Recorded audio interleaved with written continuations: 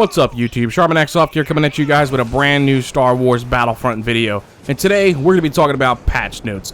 Now, officially, the brand new February update has released, and there is a lot to cover in the patch notes, and I'm basically going to go ahead and actually just give you guys the pertinent information that will affect the gameplay, and not so much talking about the little glitches and little textures and all that stuff like that. But if you guys have always wanted to see the full patch notes in its text version, I will be putting a link in my description box down below, so you guys can go ahead and check out all of the full exact patch notes, because once again, I'm just going to cover the stuff that's going to affect your gameplay.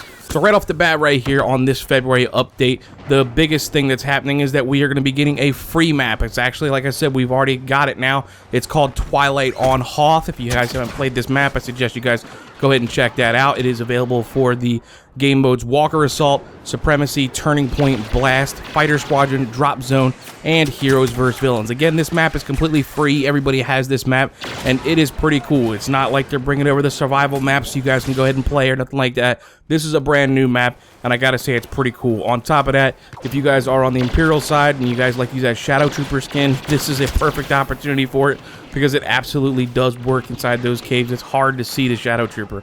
Alright, so next one up right here, there actually is going to be a new survival mission, and basically this time they're going to be taking the Ice Caves multiplayer map and moving it over to being a survival mission as well. So now you guys can go ahead and check that out if you want to on the survival missions. If you guys are into playing that, it is pretty cool. And on top of that, the game mode Turning Point that used to be pretty much exclusive just to the Jakku map is now available on all of the larger game modes. So we're talking Forest of Endor, Outpost Beta, the Sur Sub Center Flex, the Gungan Waste, like all of these is going to be available to play Turning Point. So all of your Supremacy type maps are going to be able to support Turning Point. So that's really, really cool, and I'm really excited about that, because Turning Point, in my opinion, is a pretty good game mode. Now we're going to go on to the weapon and star card changes right here. And right off the bat, the primary weapon damage against air vehicles once again has been increased. A lot of people were complaining it's a lot harder to hit these air vehicles. They're not really able to blow them up so much, whatnot. So they're just making the primary weapons actually deal a little bit more damage to them, just to make it a little bit more challenging for the pilots. I mean, that's whatever. I mean, that doesn't really bother me too much. But the big thing right here that a lot of people are actually curious about, once again, because I told you guys they're going to be buffing the bowcaster again, there's actually 2 changes coming to the bowcaster. Now, right off the bat, right here, it says bowcaster explosive damage has been increased from 10 to 15 per projectile, and the explosive radius has been decreased from 3 to 2.5. And then also the bowcaster full direct hit from, a full charge direct hit has been increased from a 20 to 40 per projectile, and a normal direct hit has been increased from 20 to 30 per projectile. Now, I've already went ahead and actually tried this out, guys. The bowcaster is a lot better from, when they went ahead and nerfed it. You can, in fact, get a one-hit kill with it like you should. So you can go back doing your little jump cast and whatnot with the jetpack and bowcast if you want to. But the issue is with that reduction in the blast radius from 3 to 2.5. Believe it or not, you are going to feel that difference. You literally can't just drop the shot right in front of the player's feet anymore. You pretty much have to nail them with it in order to get that kill. So it does work. You do get that one-hit kill that you guys want, but again, you have to be a lot more accurate with it. So keep that in mind when you go ahead and do that. Now, also, the Barrage has had some changes right here. It says the Barrage damage has increased from 50 to 55, and the Barrage cooldown has been reduced from 40 to 35 seconds for normal, and 35 to 30 seconds for the upgraded version. Now, it also says that the Barrage first volley of grenades no longer will disappear if the user uses a refresh power-up and fires a second volley. So that was a little glitch right there, but they fixed that, so no worries there, guys. And then from this point, we're going to move on to the homing shot, the thing that a lot of people don't really want to talk about. They wish it never existed in the game, but in fact it does, and they're bringing some changes to it right here. The homing shot lock-on time has been decreased from 1.5 to 1.2 seconds, and players in the ATGAR turret now receive on-screen notifications when they are being locked on. So keep that running in mind right there. So basically, now it's going to be getting to be homing shot heaven again. Once again, it's not going to take forever to lock on. So expect to go ahead and start running and ducking for cover with that one there, guys. Now, the Iron Torpedo right here, this is a pretty cool change that I actually like right here. The Iron Torpedo speed has been increased from 350 to 380 meters per second, and the turning angle has been increased from 120 to 125 in order to more easily hit air targets. That's pretty cool. I think that's awesome because, you know, you can go ahead and bank pretty hard and whatnot in these fighters and everything, and this is going to allow the missile to kind of keep up with them a little bit more. I think that's a pretty cool idea, so I'd like to see how that one's going to play out. Now, on top of that, the pulse rifle is actually going to get basically a nerf slightly.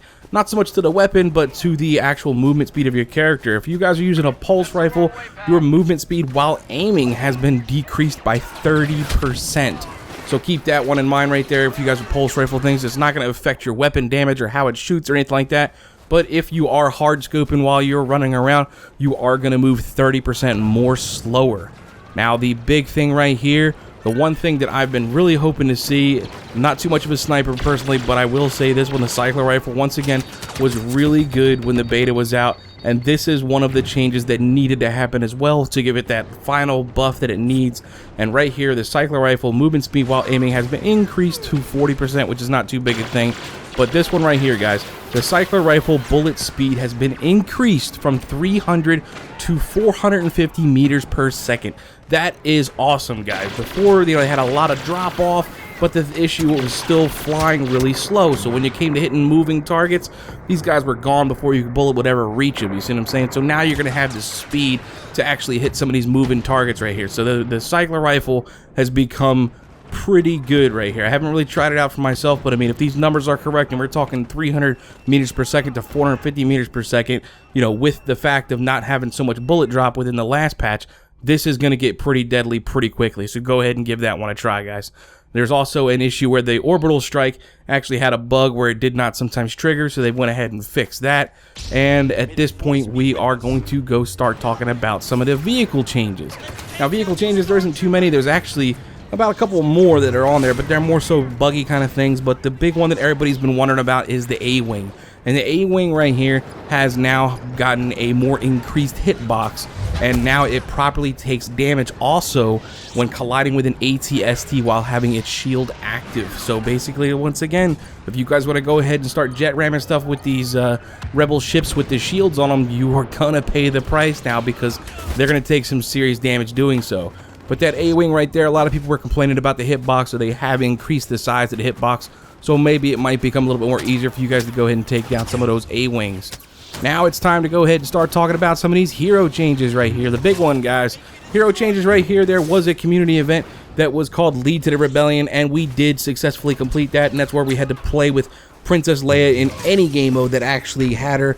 I think it was like 100,000 hours or 1,000,000 hours or something like that they wanted us to play, and we successfully completed that. So they are giving us the new Princess Leia Endor outfit where she's all in her camouflage, you know, that she had when she went down to Endor and Return of the Jedi. And on top of that, she's going to get a little bit of a nerf right here. It says the Trooper Bane now only knocks back the primary target, not nearby enemies. So that little stun, that whole knockback that you get when you're using the Trooper Bane from Princess Leia, you know, whether it was a glitch or not, I don't know. But now it's going to just knock back the primary target and not the entire crowd. So that's one right there to keep that in mind, guys. And Luke Skywalker right here, this is a good one here. Luke Skywalker's Saber Rush damage has been increased from 2% to 6 to 8%. And Luke Skywalker's swing hit radius has been reduced from 0.3 to 0.25 meters. So he's also not going to have as much reach. So he's going to get a little bit of buff when it comes to saying heroes versus villains and whatnot like that, or just fighting heroes in general. But he's also not going to have as much reach. So keep that one in mind right there, guys. A lot of changes coming in here. And it looks like most of them are more buffs than anything. There was also a glitch where Han Solo actually would kind of have you would see the gun scope when he's actually shooting. So now it says zooming no longer, some signs just shows the gun scope. So they fixed that. And Emperor Palpatine's shock troopers right here, it says they modified their primary weapon damage to match Leia's honor guard's primary weapon damage over time. So they're basically trying to make everything more level and bring everybody up to par and basically make it a little bit more fair here and there and whatnot. But guys, right here, this is basically the big patch notes that are going to affect your gameplay right here for the February update. There's a lot more still coming for Battlefront. Don't forget that there's going to be the first installment of the brand new Season Pass DLC coming out next month called Outer Rim, I do believe, and I will be surely covering that for you guys, including like all the new weapons and all that stuff. So make sure you guys go ahead and stay tuned to my channel. And please, guys, let me know what you guys think about this. I want to know what buffs and nerfs and everything like that you guys actually agree with. Let me know what you guys think. I'd love to hear about it. And I hope you guys enjoyed the video, and I hope it helps you out. And if it has, please feel free to go ahead and slap that like button down below. And don't forget to subscribe to join the Charmin ID today. And you guys are more than welcome to go ahead and comment below and follow me on my Twitter to stay up to date with all my YouTube videos. I'm Charmin X Hoth, and as always, thanks for watching. And y'all come back now, you hear?